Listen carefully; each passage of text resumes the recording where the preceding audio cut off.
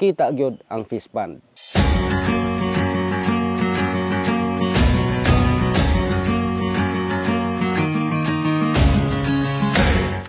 Ako si Rogelio Akay, kasamtangan residente sa Kanlasog Samahang Mag-uuma. Sa pagsugod gyud sa saad, mikandak sila og training namo sa kasama. Kato kay gikatabang namo ang leadership nga training. Tungod kay kami man tanan mao ini atin. So kami kabalo nami kung asa mi lugar ug unsay dapat namo i-adjust. Sama sa akong kauban na si Victor Patarlas sa iyang pag-analyze na ang tilapia production project na agyoy kita. So siya naghimo siya og kaugalingon na fish pond.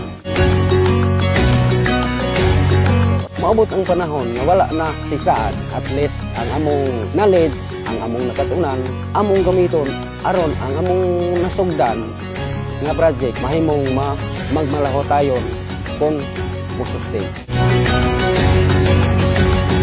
Ako si Victor Patarlas na himong membro sa Sama adtong 2023. At tulpod nga mo ipagsugod sa saad pisto, timing gid tayo kay makadawat ko sa ila ang mga benepisyo tulad ng fingerlings, fish, daghan pang mga materialis na ilang ipanghatag. Dato tayo kung pasalamat sila sa suporta kay full support din sila sa mga partners tulad naman. Okay, niya huning ako tiging nahuna-hunaan ay transform into tourism ang fantastic beauty ba. Kaya mo ko'y akong nakita nga mulambo ang among paninabuhi o makatabang ni sa pamilya.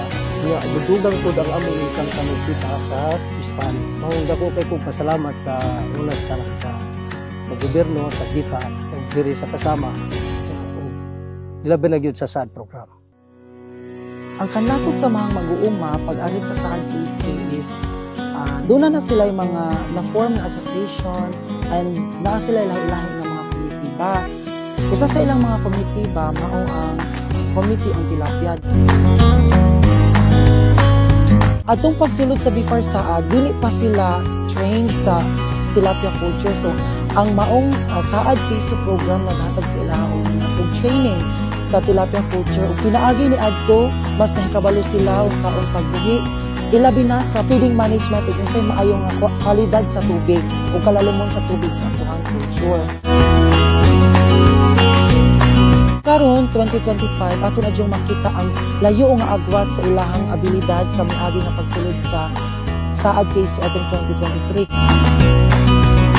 Sa atuha dihang association hinaot unta nga sa atuhang proyekto dili kita mawad-an og gana or the heat in our hearts do not end. And I hope that everyone of us continue to strive further and to strive for success. Ang kasama o Kanlasog Samahang Mag-uuma, usa ka beneficiary sa SAD Phase 2 program which started way back mga 2023. Sa pagkakaroon, naanat na sa ikatulong nga year sa pag-implement sa SAD Phase 2 program. O aside sa atong nagpadayon nga paghatag og mga seedstocks o feed inputs para mapadayon ang mga projects na sama, atong gihingusgan karon ang pag-introduce sa Marketing and Assistance Development Program which is the MAED. Diin, ali na to ma-transform ang atong association from just a fisher folk into becoming an entrepreneur.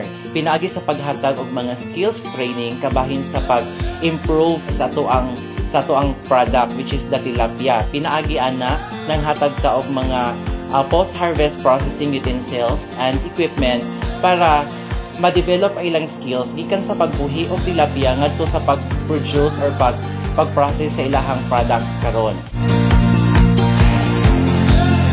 Usa sa mga visions nga nasugdan na nato pagka last year mao ang pag-turn into this ordinary nga mga fish ponds into becoming an ecotourism site.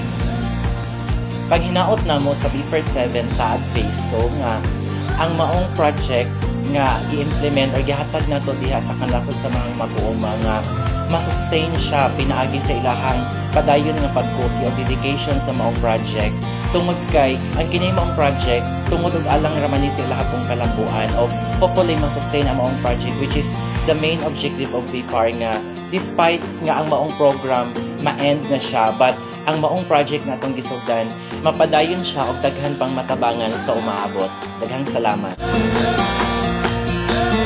Kaming tanan sa kasama, magpasalamat, pinasingkatin nga magpasalamat sa BIFAR Region 7, ilabi na sa Saad Phase 2.